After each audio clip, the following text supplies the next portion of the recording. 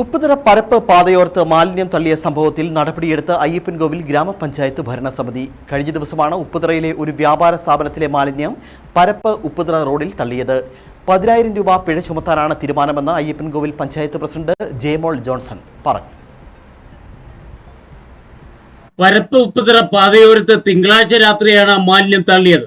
റോഡരികിൽ തള്ളിയ മാലിന്യം വ്യാപാര കൊണ്ട് തിരിച്ചു എടുപ്പിക്കുകയും ചെയ്തു. അയ്യപ്പൻകോവിൽ പഞ്ചായത്ത് അധികൃതരാണ് മാലിന്യം തള്ളിയ ഉപ്പുതറ മൊബൈൽ ഷോപ്പ് ഉടമയെ വിളിച്ചു വരുത്തി മാലിന്യം തിരിച്ചെടുപ്പിച്ചത്. തേക്കടി കൊച്ചി സംസ്ഥാന പാതയുടെ ഭാഗമായ പരപ്പ് വാഗവൺ പാതയോരത്ത് ഭക്ഷണാവശിഷ്ടങ്ങൾ ഉൾപ്പെടെയുള്ള മാലിന്യമാണ് തള്ളിയത്. ചൊവ്വാഴ്ച രാവിലെ തെരുവു നായ്ക്കളും കാക്കയും ഭക്ഷണാവശിഷ്ടം പരപ്പ് ടൗണിന് സമീപം കൊണ്ടുവന്നിട്ടപ്പോഴാണ് സംഭവം നാട്ടുകാരുടെ ശ്രദ്ധയിൽപ്പെട്ടത്. തുടർന്ന് അയ്യപ്പൻകോവിൽ പഞ്ചായത്ത് അധികൃതരെ വിവരം അറിയിച്ചു. സെക്രട്ടറിയുടെ നിർദ്ദേശപ്രകാരം ഹരിത കർമ്മസേനാംഗങ്ങൾ സ്ഥലത്തെത്തി ഇവർ നടത്തിയ പരിശോധനയിലാണ് മാലിന്യം തള്ളി സ്ഥാപനം തിരിച്ചറിഞ്ഞത്. മാലിന്യ സ്ഥാപന ഉടമ തന്നെ മാറ്റിയെങ്കിലും പഞ്ചായത്തിന് അവമതിപ്പുണ്ടാക്കി. അതിനാൽ വ്യാപാര സ്ഥാപന ഉടമയിൽ നിന്നും പിഴ ഈടാക്കാൻ പഞ്ചായത്ത് തീരുമാനിച്ചു.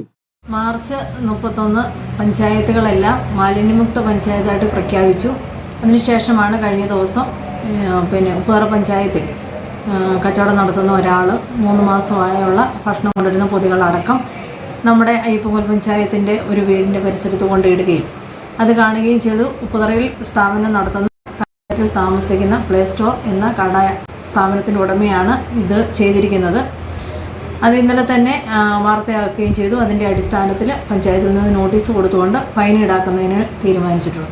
നോട്ടീസ് നൽകിയാണ് പിഴ ഈടാക്കുന്നത്. മറ്റൊരാളും പൊതുസ്ഥലങ്ങളിൽ ഇനി മാലിന്യം തള്ളരുതെന്ന സന്ദേശം കൂടിയാണ് ഇത്. ഉപ്പുതറ പഞ്ചായത്ത് സെക്രട്ടറിക്കും രേഖാമൂലം അറിയിപ്പ് നൽകുന്നുണ്ട്. Idukki vision news, Ayyappancoil.